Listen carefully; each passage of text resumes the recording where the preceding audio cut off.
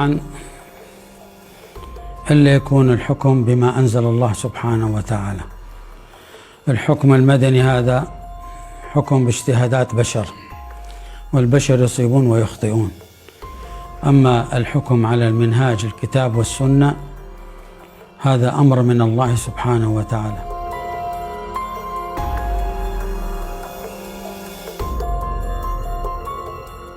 إمام وخطيب اعتلى المنبر في ذلك اليوم المشؤوم على الموصليين، محاولا تضليلهم والتهدئة من غضبهم بعد تفجير داعش الإجرامي لجامع النبي يونس.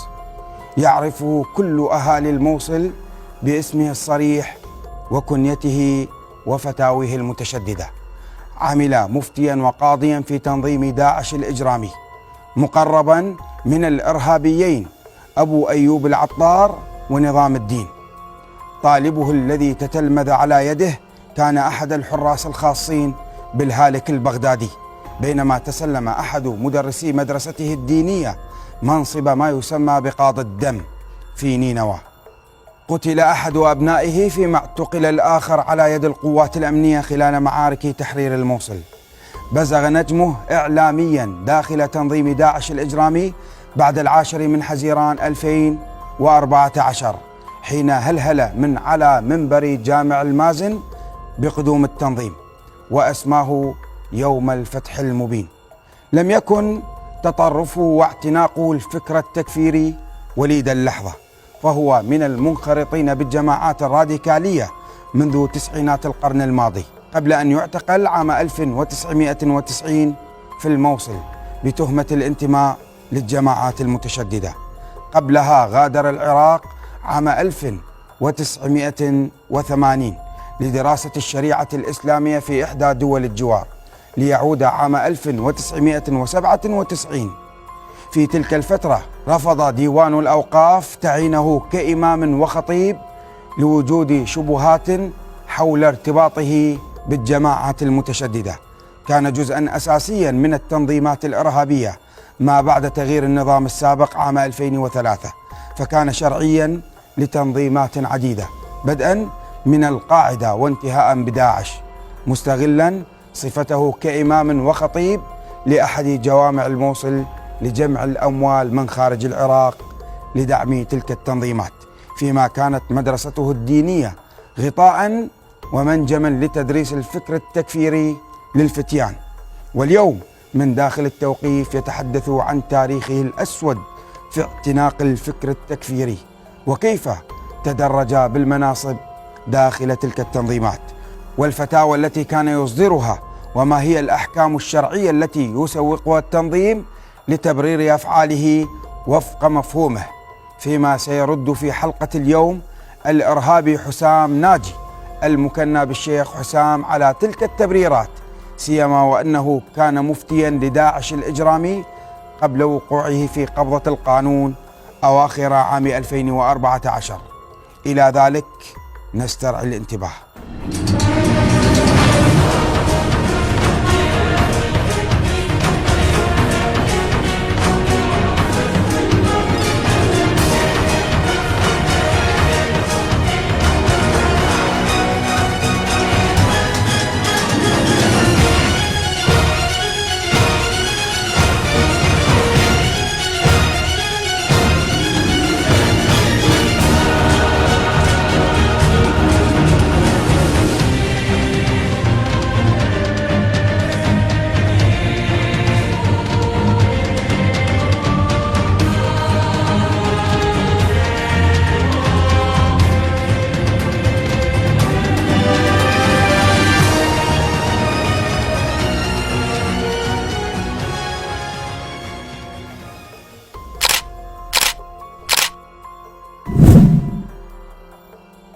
الإرهابي شفاء علي بشير محمد جرجيس تولد الموصل عام 1962. عمل داخل الجماعات الإرهابية منذ عام 2003. جدد بيعته للهالك البغدادي عام 2014. عرف بكنيته شفاء النعمة. عمل مفتيا وقاضيا داخل داعش الإجرامي. ألقي القبض عليه عام 2020. اسمك وعنوانك؟ شفاء علي بشير محمد جرجيس. الزهور. تولدك 62. أي تنظيم انتميت؟ انتميت لتنظيم الدولة بعد ما دخل الموصل. منصبك داخل هذا التنظيم؟ كنت مدرس بالمساجد وقاضي. تاريخ الانتماء والبيعة؟ 2014.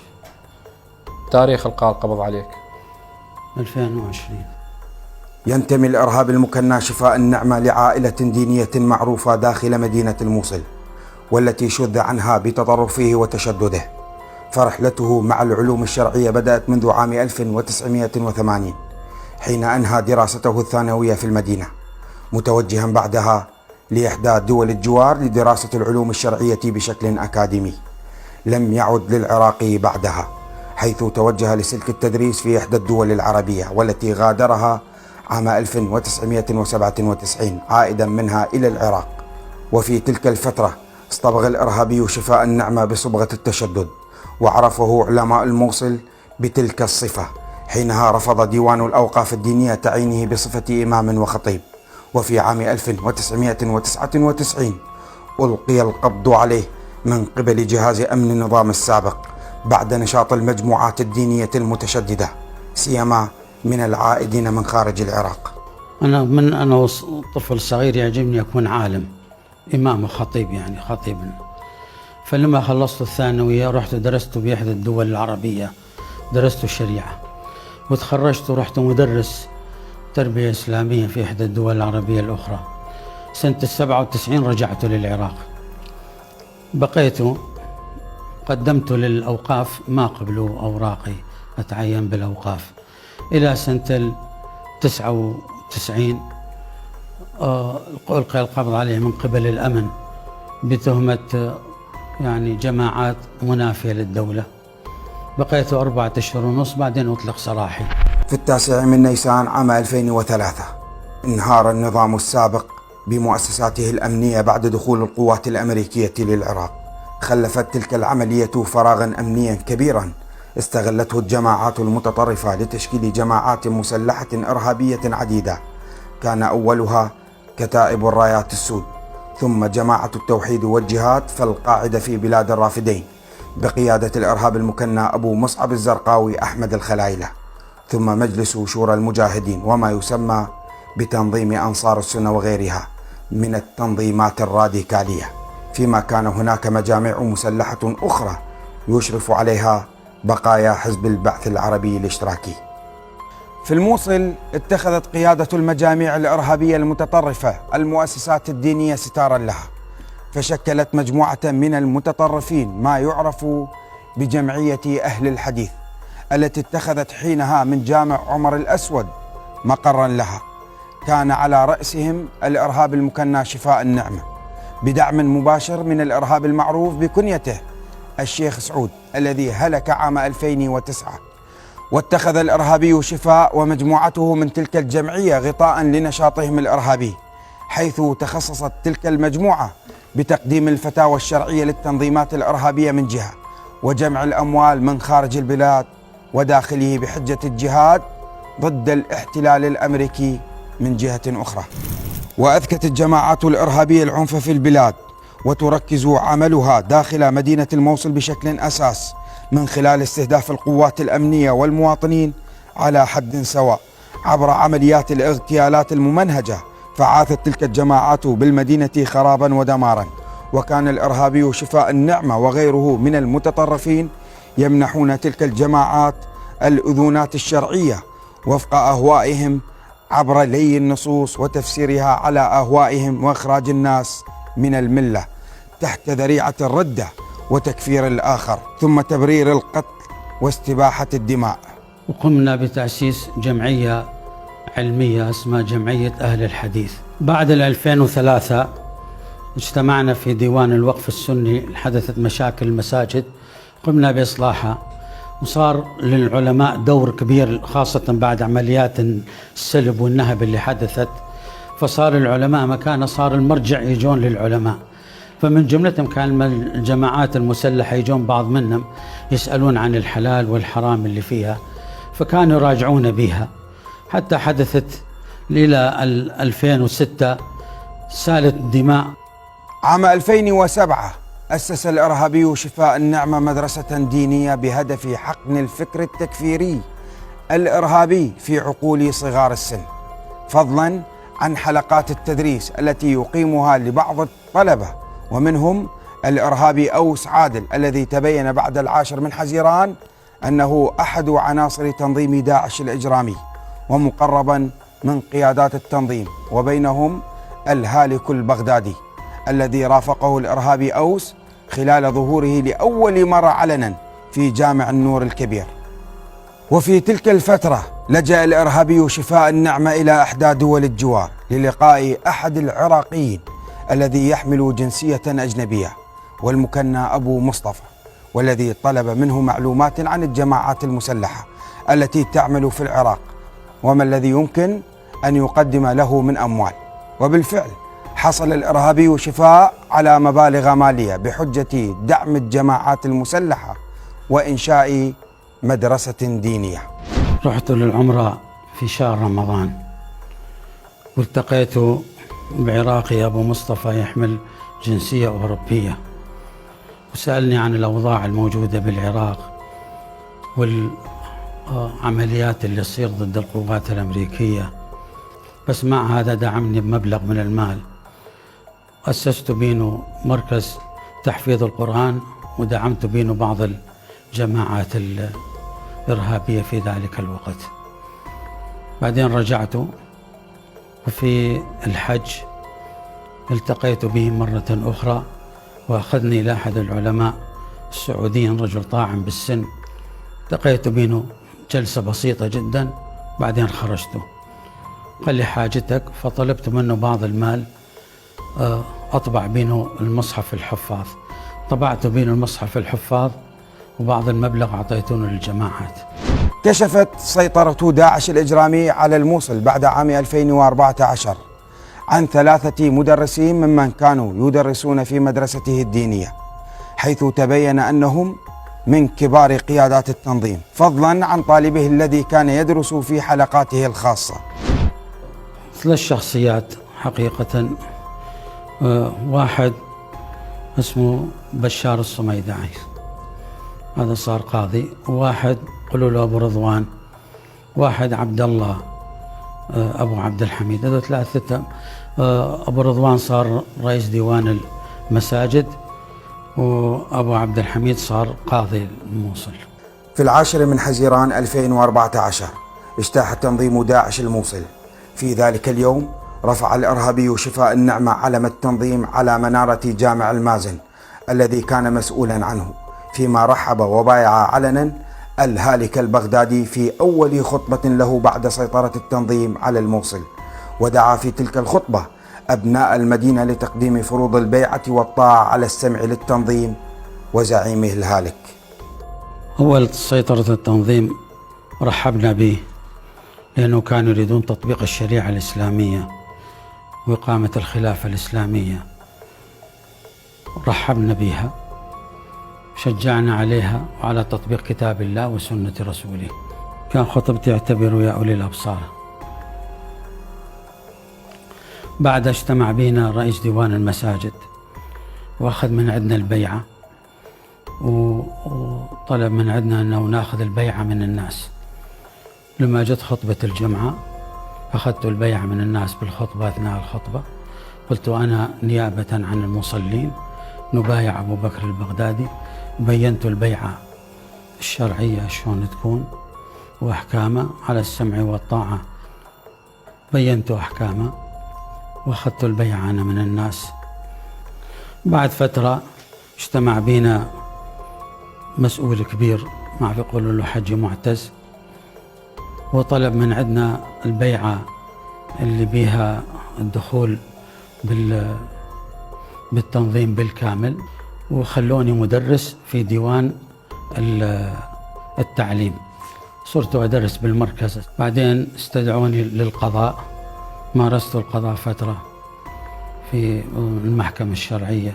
24 من تموز عام 2014 الموافق 26 من رمضان كان يوما مشؤوما على الموصل بعد أن صح أبناؤها على وقع تفجير داعش الإجرامي لجامع النبي يونس الذي يعد من أبرز معالم المدينة التاريخية، حيث يعتلي قمة تل التوبة في الجانب الشرقي من المدينة. قبلها فجر التنظيم الإجرامي جامعي النبي جرجيس والنبي شيت ومرقد الشيخ فتحي وغيرها من الأضرحة والمراقد الدينية. وفي ذلك اليوم الحزين تصاعدت حدة غضب الأهالي ووصول المدينة حد الثوران ضد التنظيم الإجرامي، حينها اعتلى الإرهابي شفاء النعمة المنبر ليدعو الناس إلى الهدوء وعدم الاكتراث بتفجير مرقد وجامع النبي يونس، محاولا تضليلهم عبر أكاذيب ساقها عن عدم وجود قبر للنبي يونس هناك. تفجير قبر النبي يونس أنا خطبت بها خطبة بينت بها أنه لا يوجد قبر للنبي يونس حتى الناس لا يزعلون، وأن النبي يونس تحت تل النبي يونس يوجد قصر عاشوري، وهذا بعد النبي يونس ب300 سنة، فلا يوجد قبر للنبي يونس، وأنه تفجير النبي يونس لا يستحق أن تسفك من وراءه الدماء وتحدث فتنة وبلبلة بين المسلمين. يصر الإرهابي شفاء النعمة على أفكاره المتشددة حتى من داخل توقيفه، فهو يحاول استحضار روايات وأحاديث وتفسيرها حسب أهوائه بهدف تبرير جريمة تنظيم داعش الإجرامي بتفجير المساجد والمراقد. أما تفجير المساجد وهدم المساجد حتى لو كان بها قبر المسألة خلافية، لأن النبي عليه الصلاة والسلام في حجة الوداع قال لعائشة رضي الله عنها: لولا أنك أهلك حديث عهد بإسلام لهدمت الكعبة وجعلت لها بابان، بابا من المشرق وبابا من المغرب، ولأنزلت الباب إلى الأرض حتى يدخلها الناس.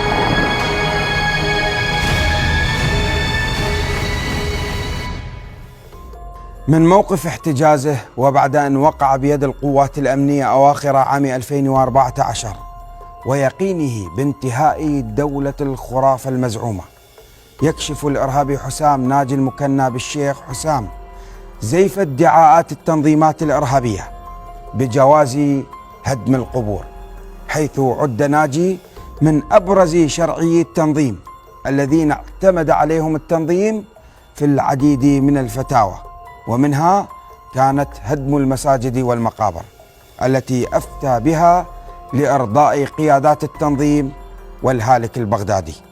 فلا يجوز شرعا هدم المساجد لأنها بيوت الله تعالى الداعية إلى عبادته وإفراده جل وعلا، لقوله تعالى: ومن أظلم ممن منع مساجد الله أن يذكر فيها اسمه وسعى في خرابها أولئك ما كان لهم أن يدخلوها إلا خائفين لهم في الدنيا خزي ولهم في الآخرة عذاب عظيم. سجل لنا القرآن خراب بيت المقدس الأول وخرابه الثاني، سجل في بداية سورة الإسراء، وكذلك سجل لنا القرآن ما قام به عرب مكة من صد النبي صلى الله عليه وآله وسلم عن المسجد الحرام، فأعابت عليهم الآية ما فعله الفريقان، فقال: ومن أظلم ممن منع مساجد الله أن يذكر فيها اسمه وسعى في خرابها أولئك ما كان لهم أن يدخلوها إلا خائفين لهم في الدنيا خزي ولهم في الآخرة عذاب عظيم. وقوله تعالى: وأن المساجد لله فلا تدعوا مع الله أحدا. والمسجد وقف، المسجد في نظر الفقهاء وقف، والوقف ليس ملكا لأحد. نصب تنظيم داعش الإرهاب المكنى شفاء النعمة قاضيا فيما يسميها التنظيم بالمحكمة الشرعية التابعة له، وهناك عمل إلى جانب كل من الإرهابيين المقربين منه الإرهابي المكنى أبو أيوب العطار والإرهابي نظام الدين، إضافة إلى الإرهابي عبد الله المكنى أبو حميد. عملك بالقضاء لدى التنظيم داعش كم قاضي انتم من خلينا نقول محليين كنتوا؟ منو الاسامي اللي وياك كقضاة؟ كان هو القاضي من محكمة عبد الله أبو عبد الحميد. عبد الله ابو حميد اللي هو كان مدرس كان مدرس عندنا عندك بالسابق. بعدين جابونا احنا مساعدين اللواء. منو انت؟ أنا وشيخ نظام وأبو أيوب. نظام الدين؟ نظام الدين وابو ايوب العطار. وأبو أيوب العطار. بعد سيطرة داعش الإجرامي على الموصل، حاول التنظيم تغيير المناهج الدراسية بما يتلائم مع تعليماته المتشددة، فكلف بذلك الإرهابي المكنى ذو القرنين الذي نصبه مسؤولا لما يسمى ديوان التعليم لعموم التنظيم. وبالفعل بدأ ذو القرنين جولته ليستعين ببعض قيادات التنظيم من العاملين سابقا في مجال التدريس والشرعيين وغيرهم، ومنهم الإرهابي شفاء النعمة الذي كان على تواصل مباشر مع الإرهاب المكنى ذو القرنين. وكانت فكرة التنظيم إلغاء دروس عديدة سواء في التعليم الابتدائي والثانوي أو في التعليم الجامعي، فضلا عن زج أفكار التنظيم في تلك المناهج، وركز في ذلك على مناهج الابتدائية التي ملئت بالأكاذيب وصور الأسلحة الرشاشة بهدف حقن الأفكار المتطرفة بعقول الأطفال. ذو القرنين هو كان مسؤول ديوان التعليم، كان يجتمع بينا ياخذ من عندنا الآراء بمسائل التعليم. بس كم مرة اجتمعت به؟ مرتين اجتمعنا. وين اجتمعت؟ بالمركز يجي عندنا. على المركز؟ بالجامعة. على الجامعة يجيك. ايه. ايش قد لقاءاتكم؟ ايش قد تطول؟ ايش ساعة تناقشون؟ زمان. يا المناهج تناقش التدريسية؟ لا، كان ايش رايكم نغير المناهج ونفتح المدارس ونفتح الكليات، وكان يريد يفتح الكليات والمدارس والكلية بدل 4 سنين يعملها 2 من هذا الطريقة، وعمل المناهج مالته وتصليح المناهج، وأنه نراقب حتى إذا مسائل خطأ موجودة بالمناهج ونقوم نصلحها. أكو بعض المناهج مثل الرسم وغيرها، وأكو بعض مسائل عقائدية، مثلا اللي يقول الإنسان أصله قرد وأصله يعني كان خلية وأصله كان كذا. نصب تنظيم داعش الإجرامي بعد سيطرته على الموصل الإرهابي خالد علي الندى المكنى أبو مصطفى بيعات ما يسمى واليا شرعيا لمدينة الموصل، حيث كان من أبرز قيادات التنظيم في المدينة، حيث اتخذ جامع عمر الأسود في المدينة القديمة مقرا له، وبايع على يده جل عناصر التنظيم ما بعد حزيران 2014، حيث التقى بالإرهابي شفاء النعمة لمرات عديدة. كان في عندنا درس لإحدى الدورات الدينية، درس في أصول الفقه، وفجأة جاء عندنا زيارة رئيس ديوان التعليم اللي هو أبو المنذر، والنائب اللي هو وضاح البدراني، ومعهم أبو مصطفى بيعات، لأنه كانوا الطلاب معظمهم ما بايعين، وجو دخلوا للدرس وألقى أبو المنذر خطبة تحريضية للشباب على البيعة والدخول للتنظيم. تتميز محافظة نينوى عن غيرها من المحافظات بتنوع نسيجها الاجتماعي الذي يعد فسيفساء من أروع ما يكون، فهي تحوي بين ثناياها كل الديانات والقوميات والطوائف، سيما مناطق سهل نينوى شرقي الموصل وغربها وشمالها. لكن مع دخول داعش الإجرامي أفرغ المدينة من المسيحيين والأيزيدية والشبك والصابئة وغيرهم من الأقليات في المحافظة. ففي 20 من تموز 2014 أفرغت المدينة تماما من المسيحيين كخطوة أولية بعد أن أرهب التنظيم أبناء الأقلية المسيحية وهددهم بالذبح ومصادرة أملاكهم، وبالفعل هجروا من مركز الموصل وسهل نينوى. ثم عمد التنظيم الإجرامي على مصادرة أملاكهم سواء منازل أو محال تجارية أو غيرها، وكتب عليها علامة نون. لما حدثت مشكلة المسيحيين بالموصل وخروجهم من الموصل، ديوان المساجد طلبوا منا الكلام فيها في مسألة المسيحيين، فخطبت خطبة عادية، وبعد الخطبة أخذت من أحد الكتب العهدة العمرية، فقلت أنا ما أذكر إلا ما يوجد في كتب الفقه، واستنسخت ما موجود في كتب الفقه العهدة العمرية اللي كان الاتفاق ما بين القسس في القدس لما دخل عمر بن الخطاب مدينة القدس، فاجتمع علماء النصارى وهم الذين وضعوا شروط العهدة والاتفاق الذي يكون بين المسيحيين وبين دولة الإسلام. فمن ذاك الوقت هذه العهدة العمرية هي المعمول بها، فقرأت العهدة العمرية للناس. ملخص العهدة العمرية أن الإسلام هو يحمي أهل الكتاب عموما، ومقابلها يدفعون الجزية ويبقون على ديانتهم ويبقون على عبادتهم، والإسلام مقابلها يحميهم ويأخذ منهم الجزية. ما بقى نصارى، كلهم طلعوا، والبيوت أخذت كلها. فيما جرى على المسيحيين في الموصل والأكاذيب التي ساقها التنظيم لتبرير عملية تهجيرهم، يتحدث الإرهاب المكنى بالشيخ حسام عن أكذوبة النصوص والفتاوى التي استند إليها التنظيم للدفع بارتكاب تلك الجريمة. ألم تعتصموا أكثر من سنة؟ بالله عليكم ما الذي قبضتموه؟ لا، السيف أصدق أنباء من الكتب، في حده الحد بين الجد واللعب. المكان مدينة الفلوجة، الزمان أواخر عام 2013. يقف الإرهابي حسام ناجي المكنى الشيخ حسام على منبر جمعة أحد مساجد الفلوجة، محرضا أبناء المدينة على قتال القوات الأمنية. حينها لم يكن ناجي كاشفا عن انتمائه لداعش الإجرامي، لكن خبرت جميع هويته الحقيقية بعد سيطرة داعش الإجرامي على الفلوجة في 4 من كانون الأول عام 2014، ونصب ناجي مفتيا في الفلوجة.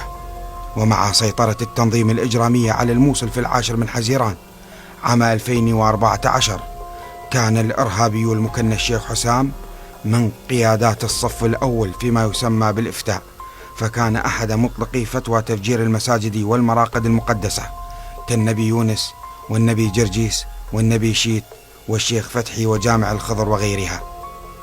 بالنسبة للأقليات الإسلامية التي تكون تحت الحكم الإسلامي لها حكم الأمان العام، لها حكم الأمان العام، وطالما لها حكم الأمان العام فالأمان عاصم للمال وللدم، ولا يجوز الغدر بمن كان له الأمان، لقول النبي صلى الله عليه وآله وسلم لا يفتك مؤمن، الإيمان قيد الفتك، لا يفتك مؤمن، والفتك هو الغدر بالعهد. عموما كل من كان ضمن الدائرة الإسلامية أو تسمى الفسيفساء الإسلامية يكون لها الأمان العام، يكون لها ما يسمى في المصطلح المعاصر المعايشة، وبالتالي يكون هذه عاصمة للدم، وعليه فلا يسفك لهم دم ولا يستباح لهم مال، ولا يجوز شرعا الغدر، لقوله تعالى وأوفوا بالعهد إن العهد كان مسؤولا. نعم. تنطبق عليهم العهد العمري أو الخطبة العمرية؟ العهد العمري هذا كان في زمن سيدنا عمر بن الخطاب رضي الله عنه، هذا كان في عهده. العهد العمرية لما أخذ من نصارى الشام، هذه العهد العمرية كانت في عهده. أما اليوم لا، يعني تقدر حتى تقدر أخذ الجزية بمقدار يعني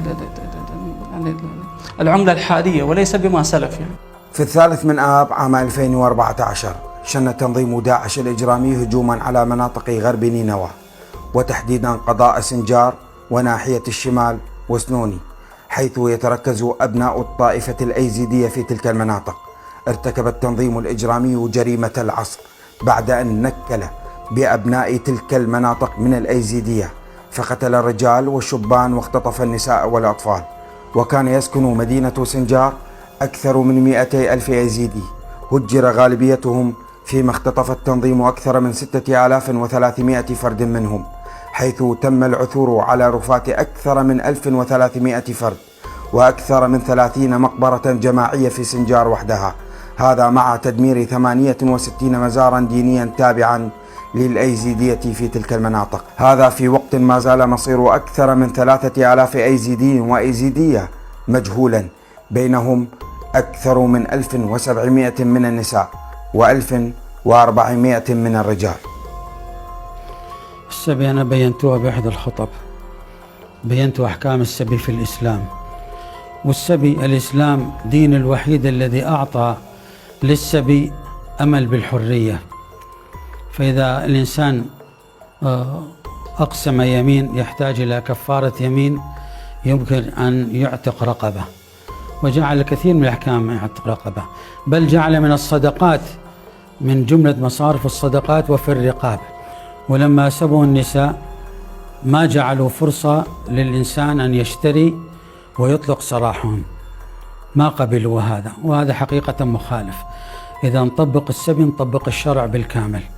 فالشرع يقول السبايا أو العبيد يمكن أن نأخذ من الصدقات ومن أموال الزكاة ونشتري عبيد ونجعلهم أحرارا، أو الإنسان يتزوج امرأة مسبية بعد أن يعتقها ويجعل عتقها مهرها أو صداقها. فالإسلام جعل أبواب كثيرة للعتق، لكن الحقيقة هم سدوا باب العتق بالكامل، وهذا حقيقة مخالف للشرع. الإرهاب المكنى شيخ حسام يتحدث عن بطلان ما فعله التنظيم الإجرامي بالأيزيدية في نينوى، وكيف يرد هو رغم أنه كان مفتيا داخل التنظيم على كل ذلك. ما صار على الأيزيديات محرم شرعا ولا تسوى، لأنها من ضمن الأقليات الإسلامية التي تكون تحت نطاق المعايشة ضمن الدائرة الإسلامية. سابقا قلنا أن الدائرة الإسلامية فسيفساء تجمع كثير من الأقليات والطوائف والشرائح ومن كافة القوميات، وعليه فتكون تحت ضمن نطاق ومبدأ المعايشة. وإن كان هذا المصطلح هو فقه معاصر، ولكن ترى هو محل اتفاق وقبول من فقهاء الشريعة المعاصرين، عليه فسبب الأيزيدات لا يصح.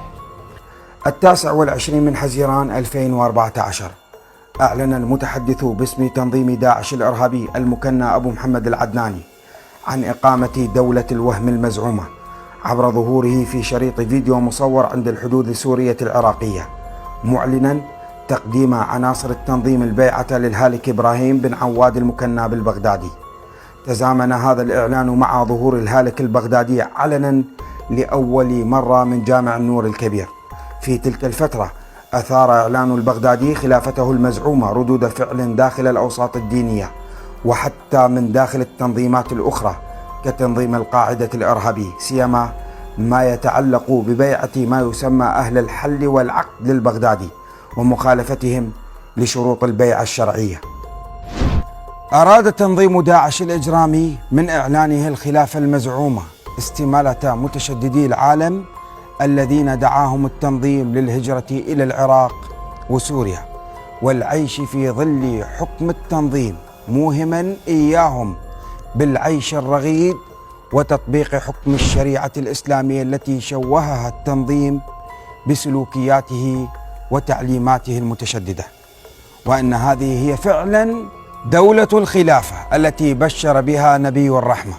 وهذا ما يقر به الإرهابي شفاء النعمة ويصر عليه، فيما فند الإرهاب المكنى الشيخ حسام زيف موافقة شروط الخلافة وانطباقها على التنظيم وزعيمه.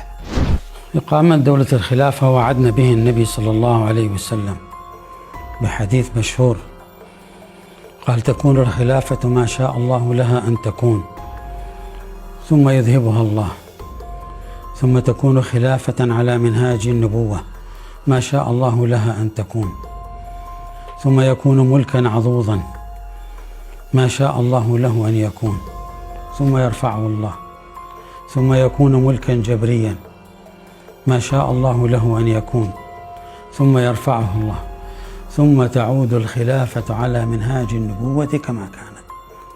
ولهذا كل المسلمين كانوا ينتظرون من علامات الساعة عودة الخلافة على منهاج النبوة. شرعا إلا يكون الحكم بما أنزل الله سبحانه وتعالى. الحكم المدني هذا حكم باجتهادات بشر، والبشر يصيبون ويخطئون. أما الحكم على المنهاج الكتاب والسنة هذا أمر من الله سبحانه وتعالى. الخلافة أولا لها شروط أن يكون الإمام في محل قبول من أهل الحل والعقد.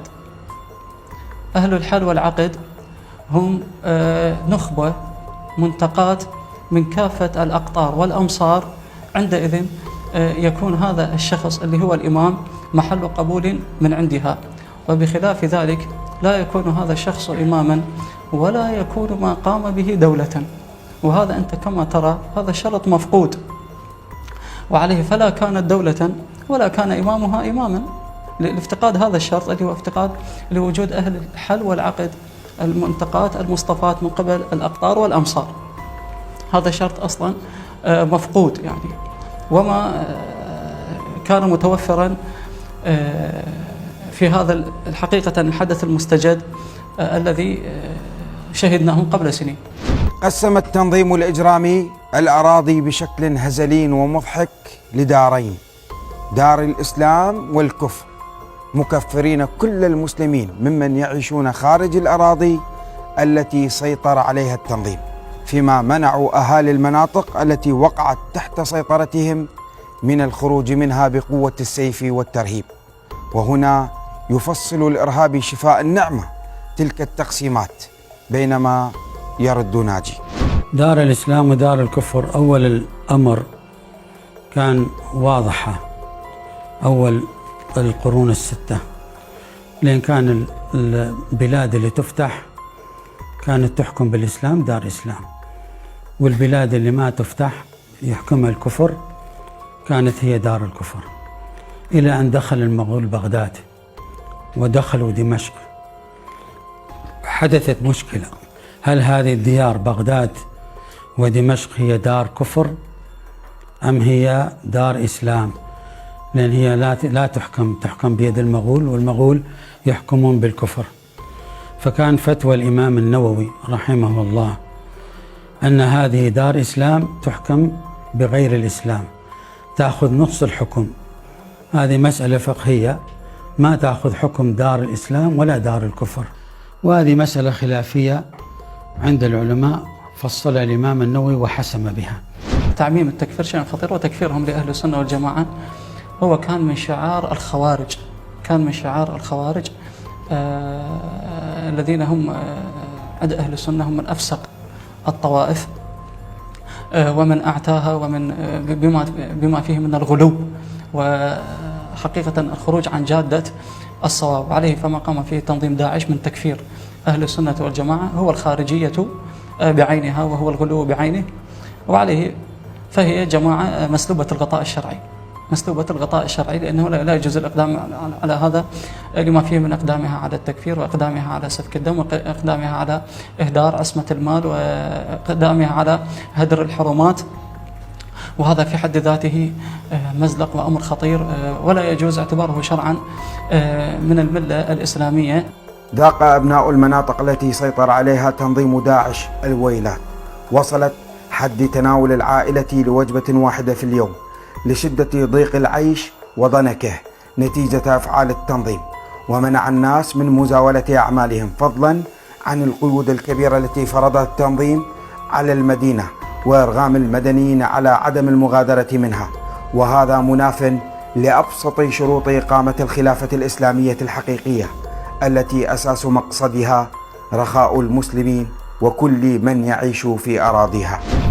خليفة المسلمين هو يعتبر الأب، أو رئيس الدولة يعتبر الأب لعامة الناس، ما لفئة معينة أو الجماعة اللي تقف معانا واللي ما تقف معانا.